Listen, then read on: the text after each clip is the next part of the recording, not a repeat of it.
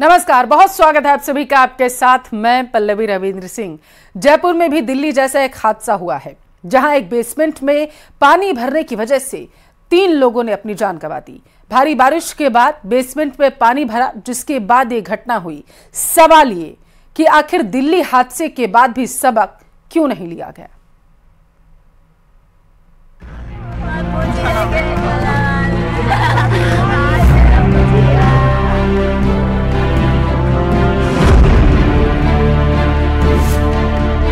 मैं उसका माँ हूँ, मेरा लड़का ऐसा ही है, वो मैं चल गया करे।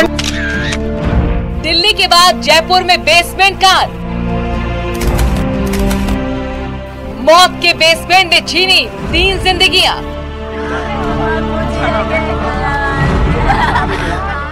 जिम्मेदार कौन, जवाबदेह कौन? मालूम है 3 लोग कौन थे जो यहाँ पे रह रहे थे। तीनों बिहार के आरा जिले के निवासी हैं। देश के अलग अलग हिस्सों में बारिश के चलते जलभराव के बीच बेसमेंट मौत का पर्याय बनते जा रहे हैं। देश की राजधानी दिल्ली में आईएएस की तैयारी कर रहे 3 छात्रों की मौत के बाद राजस्थान की राजधानी जयपुर में ऐसी ही घटना में 3 लोगों की मौत हो गई। ये जो मकान है करीब 8 सीढ़ी 6 सीढ़ी उतर करके नीचे की तरफ जाता है। इसके नीचे काफी गहराई तक इसके नीचे काफी गहराई तक ये मकानों में लोग यहाँ पर रहते हैं। इसी तरीके का जो मैं देखिए, आप हादसे को समझ सकते हैं। हम न्यूज 18 पे सबसे एक्सक्लूसिव ये दिखा रहे हैं कि कितनी गहराई पर जाकर के ये मकान यहाँ पर बने हुए हैं, कमरे यहाँ पर बने हुए हैं। इसी तरीके के कमरे अशोक सैनी के यहाँ पर बने हुए थे। ये देखिए, और नीचे जाकर ये बेसमेंट है, यानी कितना नीचे जाकर के 10 फीट हम नीचे आ गए। उसके बाद फिर नीचे जाकर के मकान बने हुए हैं। डबल से जमीन के मुख्य जो जमीन है यहाँ पर जो सड़क है उससे कितनी गहराई में जाकर के ये मकान यहाँ पर ये देखिए, ये मकान और है जिसमें बेसमेंट में पानी भरा हुआ है। एक बेसमेंट के बाद में सीढ़ियां नीचे को आती है, दूसरा बेसमेंट।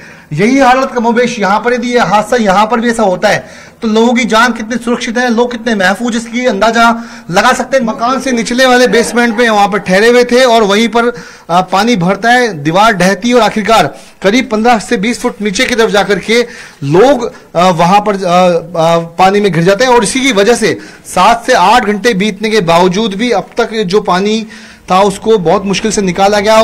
भारी बारिश के बाद पूरा जयपुर तालाब में तब्दील हो गया है। सड़क से लेकर एयरपोर्ट तक में जलभराव देखा गया। ऐसे में राजधानी जयपुर के वीकेआई थाना इलाके में एक घर में बने बेसमेंट में पानी भर गया। इस हादसे में एक 4 साल की बच्ची, 19 साल की लड़की और 22 साल के लड़के की मौत हो गई। कहाँ शव मिले? एक तो फर्स्ट रूम में मिला है, हाँ ठीक है ना, एक सेकंड में और एक थर्ड रूम में। ये मलबे के नीचे दब चुके थे या बचने के लिए कहीं भागे थे कमरों में? लेडीज थी ना, हाँ। पहले मड़वा गिरा, उसके ऊपर ये गिरी, उसके ऊपर पलंग की वो गिरी हुई थी, हाँ। शीट लकड़ी की शीट गिरी हुई थी इस लेडीज पे। तो मैंने जैसे हटाया इसके बाल दिख गए। बच्ची कहाँ मिली? बच्ची फर्स्ट रूम में। और कमल सेकंड में। जानकारी के मुताबिक इस इलाके में कई मकान अवैध तरीके से डूब क्षेत्र में बनाए गए थे। साथ ही कई मकानों के अंदर ऐसे ही मौत वाले बेसमेंट बने हुए हैं। ऐसे में प्रशासन पर भी कई तरीके के सवाल उठते हैं। आखिर किसकी अनुमति पर इस तरह के मकानों में बेसमेंट बने थे? और कुछ ही दिनों पहले इस तरह के हादसे के बाद भी प्रशासन ने कोई कार्रवाई क्यों नहीं की? ये मकान है कुछ देर पहले जहाँ पे ये हादसा हुआ था। ये मकान है जिसकी घटना यहाँ पे हुई थी और इसके बगल में ही मैं आपको दिखाता चलूंगा। इस पूरी कॉलोनी में जो ध्वज नगर के नाम से ये सभी मकान अवैध तरीके से डूब क्षेत्र के अंदर बने हुए हैं, जिनमें बेसमेंट यहाँ पर बने हुए हैं। कलेक्टर का कहना था। ठीक है, अब आपको मैं दिखा रहा हूँ ये मकान की एक और बाहर की देखिए। इसी मकान में यहाँ पे चूंकि पुलिस को यहाँ पे तैनात कर दिया गया, आप देखिए ये इस वक्त हम सड़क पर खड़े हुए लाइव कर रहे थे। यहीं से इसी मकान से अब कितनी गहराई की तरफ सीढ़ियां होकर के लोग नीचे की तरफ जाते हैं, यानी करीब 20 सीढ़ियां उतर करके आप यहाँ से नीचे की तरफ जाएंगे तो जाकर के आपके कमरे यहाँ पर आएंगे। ये बांध की एक ही मकान नहीं, यहाँ पे लगभग सारे मकानों की स्थिति यही है। पिछले कुछ दिनों से जयपुर में बारिश और जलभराव जैसी समस्याएं सामने आती रही हैं। ऐसे में इस हादसे के बाद से कई और भी सवाल उठते हैं। कुछ ही दिन पहले दिल्ली में हुए ऐसे ही हादसे के बाद अगर नगर निगम सही समय पर कार्रवाई करता तो ये हादसे को टाला जा सकता था। साथ ही हादसों के बाद सबक लेना भी जरूरी है।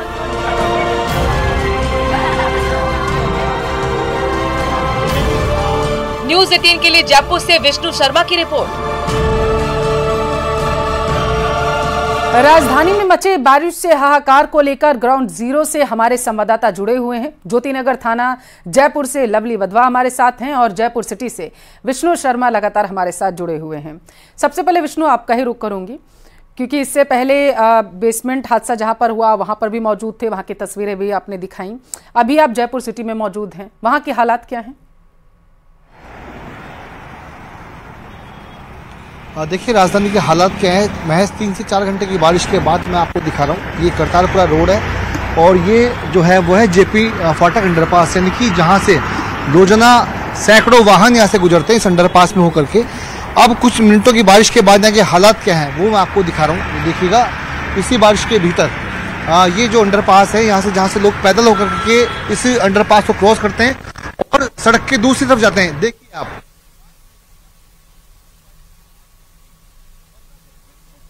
आपको दिखा रहा हूँ कि मेरे इधर से यानी राइट साइड से, मैं आपको दिखा रहा हूँ कि मेरे इधर से यानी राइट साइड से गाड़ियां अंदर एंट्री करती है। उसके बाद इस अंडरपास से होकर के गाड़ियां बाहर होकर के, इसी जो मेरे पीछे की तरफ है नीचे अंडरपास से होकर गाड़ियां बाहर जाती है।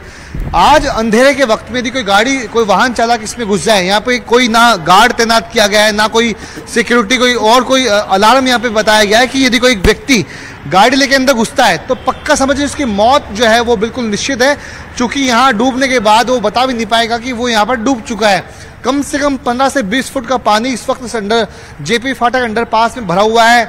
वाहन जो है वो इसी अंडरपास के अंदर से नीचे से निकल करके बाहर की तरफ और जो बरकत नगर है वहां निकलता है। लेकिन यहाँ हालात ये हैं कि 15-20 फुट पानी जमा होने के बाद इसको निकालने के लिए कोई प्रशासन की टीम यहाँ पर नहीं है, किसी व्यक्ति को रोकने के लिए लोग यहाँ पर मौजूद नहीं है कि जाके उनको जो वाहन चालकों को बताए कि यहाँ पानी जमा है, पानी इकट्ठा है। ये जो लेफ्ट साइड पे है, ये गाड़ियाँ अंडरपास के बाहर की और करतारपुरा जो रोड है वहाँ निकलती है। तो हालात समझे जा सकते हैं कि महज कुछ घंटों की बारिश के भीतर जयपुर के हालात क्या हो गए, ड्रेनेज सिस्टम जयपुर का क्या है, क्या तैयारी थी। कमोबेश ये स्थिति एक ही नहीं बल्कि जयपुर के अलग अलग अंडरपास की बनी हुई है। तो मैं दिखा रहा हूँ जेपी अंडरपास के हालात, जहाँ पर 1000-2000 वाहन यहाँ से गुजरते हैं। आज 15 से 20 फुट का पानी भरा हुआ है, लेकिन निकालने वाला यहाँ पर कोई नजर नहीं आ रहा है। जी ठीक है, आऊंगी वापस आपके पास। हमारे साथ ज्योतिनगर थाना से लवली भी जुड़े हुए हैं। लवली, भारी बारिश के बाद नदी नाले उफान पर आ चुके हैं। निचले इलाके तो छोड़िए, घरों और थानों में भी अब पानी घुसने लगा है। ज्योतिनगर थाना के आसपास इलाके की अगर बात करें तो स्थितियां कैसी हैं?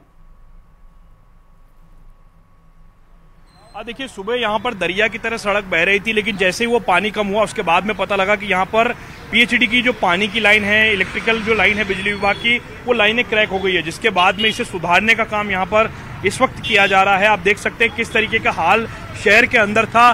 सच बात तो यह है, अगर माना जाए तो जयपुर शहर के अंदर इतनी बारिश आ जाएगी इसका अंदाजा अधिकारियों को बिल्कुल नहीं था, क्योंकि अधिकारी भगवान के भरोसे बैठे थे कि भगवान के भरोसे ये बारिश हर साल की तरह बूंदाबांदी में तब्दील होती है। बारिश जयपुर में इतनी नहीं होती है और बारिश में अगर कोई हादसा होता है तो बाद में संवेदना के अलावा अधिकारियों के पास कुछ नहीं बच जाता। तो आप देखिए, सिस्टम की लापरवाही है कि जरा सी बारिश में ही, एक रात की 4 घंटे की बारिश में जयपुर शहर जो है वो पूरी तरीके से जो है वो प्रभावित हुआ है। और इस बारिश के कारण आप देख पा रहे हैं किस तरीके के ये हालात। एक तस्वीर, एक उदाहरण के तौर पर ये एक तस्वीर है जहां पर बिजली पानी की लाइनें धंस गई है, यहाँ पर सड़क धंस गई है। सड़क में एक बड़ा सा गड्ढा हो गया था जिसे भरने का जो काम है वो यहाँ पर किया जा रहा है। पूरा शहर जो है वो ब्रॉडबैंड की लाइन डालने वाली कंपनियों ने जगह जगह से छेद कर रखे हैं और शहर की सड़कों का हाल जो है वो काफी बदहाल है। पानी को निकासी के लिए जगह चाहिए होती है, लेकिन नदी नालों के अंदर जो अतिक्रमण हुए, एंक्रोचमेंट हुए, उसके चलते भी शहर खासा प्रभावित जो है वो नजर आया है। जिस वीके इलाके का हम लोग जिक्र कर रहे हैं, सुबह एक दर्दनाक हादसा हुआ, वो भी एक बहाव क्षेत्र के अंदर बसी हुई जो कॉलोनी है, जिसके चलते इस तरह के हादसे कमोबेश सामने आते हैं। मगर सिस्टम जो है वो संवेदना प्रकट करके पीछे हट जाता है। लेकिन हर मानसून में जयपुर शहर के अंदर कमोबेश इसी तरह के हालात बनते हैं, जिसे सुधारने के लिए प्रभावी कदम नहीं चाहिए। निरीक्षण भी होता है और बाकायदा महापौर ही पहुंची हुई थी निरीक्षण करने के लिए और निर्देशित किए गए। और दौरे के वक्त जो उन्होंने निर्देश दिए थे उसमें साफ तौर पर कहा गया था कि सख्त से सख्त कार्रवाई की जाएगी। हालात लेकिन ऐसे हैं। आज देखिए बिल्कुल कार्रवाई की बात जरूर कही जा रही है, लेकिन अब देखिएगा हम 2-4 दिन बाद फिर से बात करेंगे। कार्रवाई के नाम पर ढाक के 3 पात की स्थिति है और अभी तक भी किसी अधिकारी के खिलाफ कोई कार्रवाई जो है वो नहीं हुई है। जयपुर शहर में कहीं भी इस तरह की सूचना नहीं है कि किसी अधिकारी को उसकी लापरवाही की सजा दी गई हो। इस इलाके के अंदर विधानसभा की नाक के नीचे हम लोग खड़े, पीछे देखिए राजस्थान की सबसे बड़ी पंचायत है विधानसभा, उसके ठीक सामने इस तरह के हालात जो हैं वो ये बताने के लिए काफी है कि अफसरशाही कितनी हावी हो चुकी है राजस्थान के अंदर। और राजस्थान की सड़कों के अंदर जो आम जनता है वो भगवान के भरोसे चल रही है। सड़क पर भी आदमी सुरक्षित नहीं है। जो इंजीनियर हैं वो कितने लापरवाह हैं वो आपको नजारा दिखा रहे हैं कि ये विधानसभा के ठीक पास का इलाका है जहां पर सड़क धंस गई है। और सड़क धंसने के बाद में इस इलाके के इस खड्डे को इसलिए जल्दी भरा जा रहा है क्योंकि यहां से माननीयों की कारें निकलती है, यहां से माननीय लोग निकलते हैं, यहां से माननीय विधायक निकलते हैं, मंत्री निकलते हैं, मुख्यमंत्री निकलते हैं, इसलिए यहां पर तेजी से काम किया जा रहा है। लेकिन जहां पर सुबह घटना हुआ उस घटना स्थल पर ही कलेक्टर 4-5 घंटे के बाद में पहुंचे। यानी आप समझ सकते हैं गंभीरता के आम लोगों की जान की कीमत क्या है, इंजीनियर के लिए, अधिकारियों के लिए, अफसरों के लिए। और जमीनी स्तर पर जो हालात हैं, जो नगरीय निकायों को इंतजामात करने चाहिए थे, जो नदी नालों की सफाई होनी चाहिए, बहाव क्षेत्र जो क्लियर होना चाहिए मानसून से पहले, उस पर काम नहीं किया गया। और करोड़ों रुपए के बिल हर साल उठाए जाते हैं, हर साल बातें होती है, इन भुगतान को लेकर के सवाल खड़े होते हैं, लेकिन फिर न जाने क्या होता है कि इस पर चर्चा होना ही बंद हो जाती है। निर्माण और दुरुस्तीकरण के नाम पर ये जो लंबे चौड़े बिल थमाए जाते हैं, आखिर ये जाता कहाँ है? अब ये भी सवालों के घेरे में आ जाएगा, क्योंकि जो आप दिखा रहे हैं लवली की ये वीआईपी रोड है, इससे माननीयों की गाड़ियां निकलती हैं। जब वहां की सड़क धंस सकती है, जब वहां पर इस कदर भ्रष्टाचार हुआ है, तो आगे की तस्वीरें क्या होंगी उसकी तो बात ही क्या करेंगे।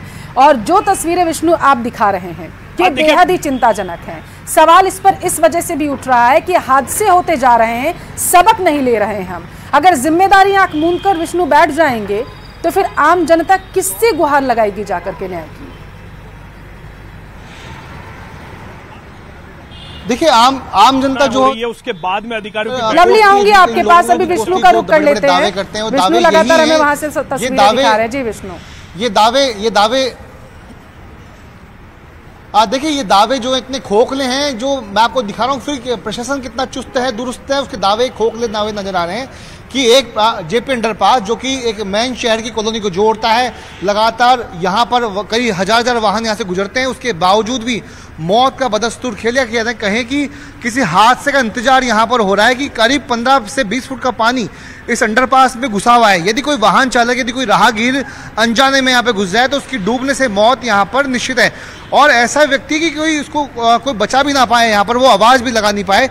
ये दुरुस्त की प्रशासन की जो है आप देख सकते हैं खोखले दावे यहाँ पर हैं और कोई नज़र यहाँ पर नहीं आ रहा है। बिल्कुल आप देखिए बाहर की तरफ कोई नज़र नहीं आ रहा, लोग यहाँ पर रुके हुए हैं, कोई रोकने वाला लोगों को नहीं है कि अंडरपास में कोई पानी भरा हुआ है, ना कोई डायरेक्शन बोर्ड यहाँ पे लगाए हुए हैं। बहरहाल जो पुलिस की गाड़ी है वो भी अभी कुछ देर पहले यहाँ पर आई थी, उनसे भी बात कर लेते हैं। देखिए राण सिंह जी, सर ये आप ही के इलाके में आता है, पानी भरा हुआ है, किसी को बताया सर इसके बारे में? हाँ, निगम को बताया है, उनकी टीमें आ रही है, को जो मेन टोंक रोड और अंडरपास है उस पर काम कर रहे हैं। उसके बाद में हम अभी इसको बंद और भी जगहों पर इसका मतलब अंडरपास से पानी भरा हुआ होगा? शहर में काफी जगह अंडरपास में पानी भरा हुआ है। किसी को रोकने के लिए कोई ना बोर्ड है प्रशासन की ओर से, निगम की ओर से, ना कोई गार्ड लगाए गए हैं यहाँ पर, ऐसे में कोई हादसा भी हो सकता है? हम यहाँ पे बल्लियाँ लगवा रहे हैं, बांस की बल्लियाँ लगा के और क्लियर कर रहे हैं। जब तक क्लियर नहीं हो जाता तब तक बंद करके रखेंगे।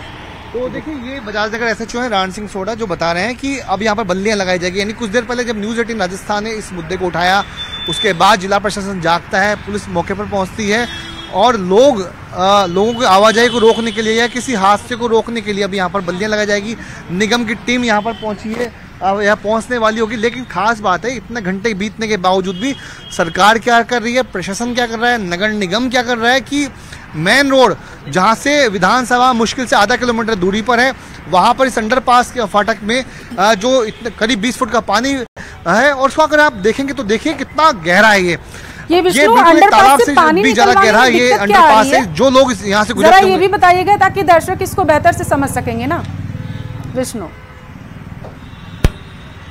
देखिए दिक्कत तो तब है ना जब आंखें खोले प्रशासन। दिक्कत कुछ नहीं है। अभी जब रण सिंह सोढा जो बता रहे थे कि न्यूज 18 राजस्थान पर जब हमने इस खबर को दिखाया, अभी कुछ ही मिनटों के भीतर एसएचओ बजाज नगर यहाँ पहुंचते हैं और उन्होंने बताया कि नगर निगम की टीम को सूचना दे दी गई है। फिलहाल जो टीम है वो टोंक फाटक की तरफ अंडरपास से पानी को निकाल रही है। लेकिन आप कल्पना कीजिए कि जयपुर शहर राजधानी राजस्थान की सरकार यहाँ बैठती, आधा किलोमीटर की दूरी पर विधानसभा है, उसके बावजूद भी आपके पास इतनी पर्याप्त टीमें नहीं है, इतने संसाधन पर्याप्त नहीं है कि आप एक ही साथ कई जगह रेस्क्यू ऑपरेशन चला सकें।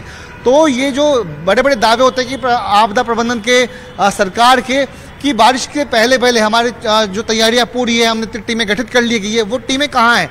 कोई देखने वाला नहीं है। एक गार्ड तक इन लोगों को रोकने के लिए यहाँ पर नहीं है जो बता सके कि भाई अंदर पानी भरा हुआ है, आप वहाँ से न जाए। यदि गलती से यदि सुबह 4 बजे के वक्त जब पानी भरा था, कोई वाहन चालक यहाँ पे अगर फंस जाता तो उसको बचाने के लिए, उसको निकालने के लिए कोई यहाँ पर नजर नहीं आता। लेकिन सबसे ज्यादा मान्यता यहीं पर खत्म हो गई, जबकि 8 घंटे बीत चुके हैं, उसके बावजूद भी इस पानी को निकालने के लिए लोग जो निगम के जो कर्मी है वो यहाँ पर नहीं पहुँच पाए।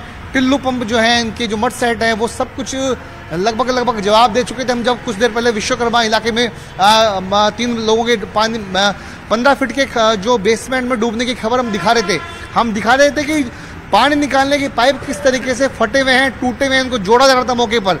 कभी उनका पेट्रोल खत्म हो रहा था, कभी क्या हो रहा था। तो ये सारी जो बानगियां वो ये बता रही है कि आप कितने चुस्त हैं, दुरुस्त हैं। सारे दावे खोखले नजर आ रहे हैं जी। ये लापरवाही की पराकाष्ठा पार की गई है। विष्णु, हाथ पर हाथ धरे ये दर्शाता है कि प्रशासन बैठा रहा था और जब मानसून एक्टिव हो चुका है, जबकि अलर्ट जारी किया गया था आईएमडी की तरफ से, उसके बावजूद किसी तरीके की तैयारियां धरातल पर नहीं की गई हैं। हाँ, एक बात जरूर है, वादे जरूर किए गए, दावे बहुत किए गए थे, निर्देश दिए गए थे कि कार्रवाइयां की जाएंगी। लवली, आपके पास आऊंगी मैं। आपने देखा किस तरीके से जयपुर सिटी से तस्वीरें में विष्णु दिखा रहे हैं, वहां पर अभी तक पानी भरा हुआ है। पानी निकासी को लेकर के कोई इंतजाम नहीं किए गए हैं क्योंकि वो अंडरपास है, जैसा लवली आप दिखा रहे थे, क्योंकि वो वीआईपी रोड है, वहां से माननीयों की गाड़ियां गुजरती हैं, इस वजह से वहां पर तत्परता से एक्शन लिया गया। लेकिन क्या आपको लवली लगता है कि अगर यही हादसा किसी गांव में या फिर अंदर जाकर के किसी सड़क के पास हुआ होता तो क्या इतनी सजगता प्रशासन दिखाता? लवली, देखिए, बिल्कुल आपने सही कहा। मैं हर मानसून के अंदर हम लोग जब जयपुर की सड़कों पर होते हैं तब इसी तरह की तस्वीरें देख करके बड़ी शर्मनाक स्थिति देखने को मिलती है कि जयपुर शहर के अंदर इस तरह के हालात हैं, तो जयपुर से 400 किलोमीटर दूर बसे राजस्थान के गांव ढाणी के अंदर किस तरह के हालात होंगे। सबसे बड़ी बात यह है कि लापरवाही की पराकाष्ठा इस हद तक है कि जो जेपी अंडरपास है वहां से रोजाना लाखों लोगों की आवाजाही होती है। वो इसलिए बनाया गया है कि जो रेलवे ट्रैक्स हैं वहां से लोगों को दिक्कत ना हो, समय की बर्बादी ना हो, फ्यूल बचे, और उस पर करोड़ों रुपए खर्च किए गए। लेकिन वहां पर पानी की निकासी के लिए भी एक पर्याप्त सिस्टम भी लगा हुआ है, लेकिन उस सिस्टम को चेक करने का काम, उसकी जहमत जो कनिष्ठ अभियंता हैं, जो सहायक अभियंता हैं, वो एसी दफ्तरों से बाहर नहीं निकलते हैं। और जेपी अंडरपास की दुर्दशा की जो तस्वीरें विष्णु दिखा रहे हैं, उन तस्वीरों की बजाय दूसरी तस्वीरें होंगी फाइल में, जिनके नाम पर एक बड़ा बजट हर साल मानसून से पहले और सालाना ऑपरेशन और मेंटेनेंस के नाम पर उठाया जाता है। जयपुर विकास प्राधिकरण हो चाहे नगर निगम हो, भले आपने 2 नगर निगम कर दिए, लेकिन जयपुर शहर के हालात जो है वो बद से बदतर है। आपको बता दें, एक आंकड़े के अनुसार करीब 5 साल के अंदर 400 से 500 करोड़ रुपए केवल जयपुर में इस बात का खर्च होता है कि जयपुर की नालियां ठीक रहे, जयपुर की सड़कें ठीक रहे, जयपुर में सड़क पर सड़क बिछाई जाती है ताकि चमचमाती हुई सड़क नजर आती रहे, क्योंकि ये इलाका माननीय इस इलाके की सड़कों से गुजरते हैं। लेकिन देखिए, थोड़ी सी बारिश हुई और उस बारिश का हमें स्वागत करना चाहिए था। ये बारिश अमृत की बूंदें लेकर के आई है इस जयपुर के लिए, क्योंकि यहाँ पेयजल का एक बड़ा संकट है इस राजस्थान में। लेकिन पानी की पर्याप्त निकासी नहीं है। अतिक्रमण की चपेट में नदी के बहाव क्षेत्र हैं, नाले के बहाव क्षेत्र हैं, जिसके चलते लोगों को इन तस्वीरों को आपदा के रूप में देखना पड़ता है। और एक परिवार ने अपने 3 सदस्यों को भी खो दिया जो रोजी रोटी की तलाश में बिहार से राजस्थान आए थे। लेकिन अफसोस की बात है कि आज उनके शव यहां से बिहार लौट रहे हैं और 5-5 लाख रुपए संवेदना के तौर पर सरकार ने जरूर उनको दिए हैं, लेकिन संवेदना जो है वो मर चुकी है कहा जा सकता है। इन अफसरों के सामने, इन इंजीनियर्स के सामने, जिन लोगों को जमीनी स्तर पर काम करना चाहिए था, जिनकी भौतिक जिम्मेदारी बनती है, जिनकी जिम्मेदारी है, जो हर महीने सरकार से लाखों रुपए का वेतन उठाते हैं, उनकी जिम्मेदारी बनती है कि वो जमीनी स्तर पर काम करें, सड़क को और जो पानी का बहाव क्षेत्र है उसे पर्याप्त रूप से मेंटेन रखें। 12-12 घंटे से जयपुर के आसपास के इलाकों के अंदर बिजली कई जगह पर प्रभावित है, लेकिन बिजली विभाग के अफसर मजाल है कि किसी कंज्यूमर का फोन उठा ले, क्योंकि हालात जो है वो बद से बदतर हो चुके हैं और निरंकुश अफसरशाही हम कह सकते हैं जयपुर के अंदर है। तो आप समझ सकते हैं कि जयपुर से 400-500 किलोमीटर दूर किस तरह के हालात होंगे। जयपुर शहर की सड़क पर आपको एक बार फिर तस्वीर दिखाते हैं। ये सबसे बड़ी पंचायत है जिसके सामने की तस्वीर है। वहां पर देखिए काम चल रहा है, प्लास्टिक के इसके मिट्टी के कट्टे जो हैं वो डाल करके इतिश्री करके इसे बंद करने का काम जो है वो किया गया है। लेकिन इसके बाद में क्या इस सड़क का काम शुरू हो जाएगा? इसमें किसकी लापरवाही रही, किस वजह से ये गड्ढा हुआ, किस वजह से इसमें समस्याएं आई, इन तमाम चीजों की जिम्मेदारी, क्योंकि हर सड़क के लिए एक JN पॉइंट है, हर सड़क पर काम करने के लिए एक जोन उपायुक्त है, लेकिन वो फील्ड में बाहर नहीं आते, वो केवल फाइलों में उलझे रहते हैं। अगर वो बाहर निकले तो इस तरह की तस्वीरें ना आए, बल्कि बारिश की जो अमृत की बूंदे हैं उनका हम लोग स्वागत करते हुए नजर आए। लेकिन इस तरह की तस्वीरें लोग बारिश को एक राहत की तरह देखें, ना कि मुसीबत की तरह देखें। हालांकि जयपुर सिटी में जिस अंडरपास का जिक्र कर रहे थे विष्णु, वहां पर बल्लियां लगाई जा रही हैं, हम तस्वीरों में भी देख सकते हो। कुछ कहना भी चाहते हैं विष्णु, जल्दी से बोलिएगा। राजस्थान ने प्रमुखता से इस खबर को दिखाया और कुछ ही मिनटों के भीतर आप देख सकते हैं कि अभी जो ये राहत का जो कार्य है वो यहाँ पर हुआ है कि बल्ले फंटी लेकर के नगर निगम के कर्मचारी यहाँ पर आ गए। यही मीडिया का सरोकार होता है कि सामाजिक सरोकार। हमने जब दिखाया कि न्यूज 18 राजस्थान पर कि JP अंडर फाटक पर किस तरीके से पानी यहाँ पे जमा है, तो उसके बाद आप देखिए कि अब जो ये निगम का दस्ता जागा है, निगम के लोग यहाँ पर आए हैं, बल्ली फंटी यहाँ पर ये लगाने की जो कवायद है अब यहाँ पर शुरू की जा रही है। उसके पहले SHO बजाज नगर यहाँ पर आते हैं, नगर निगम को फोन करते हैं, बताते हैं कि किस तरीके से जान को यहाँ पर खतरा हो सकता है। अब नगर निगम के कर्मचारी यहाँ पर आकर के, आपको कब सूचना दी गई थी बल्ले फंटे लगाने के लिए? कब आ गया था? अभी क्या है? अभी का है? उसके पहले क्या हुआ था? उससे पहले पानी निकल लिया था, इसमें निकाला गया। अच्छा, अभी चले गए। तो कह रहे हैं कि अभी अभी कहा गया था हमको बल्ली फंटे लगाने के लिए। तो कल्पना कर सकते हैं कि 12 घंटे बाद, यानी रात को 3 से 4 बजे के बीच में बारिश शुरू हुई थी। 12 घंटे का वक्त बीत चुका है, पानी भर चुका है। 12 घंटे के बाद प्रशासन सोया हुआ था, बल्ली फंटे लगाने का काम जो है नहीं दिया। सिर्फ और सिर्फ ऐसा प्रतीत हो रहा है कि बजट जो जारी होता है वो पेपर में खर्च हो जाता है, धरातल पर उतरता ही नहीं। यही वजह है कि वहां बल्लियां लगानी पड़ रही हैं। बहुत शुक्रिया विष्णु और लवली तमाम तस्वीरें दिखाने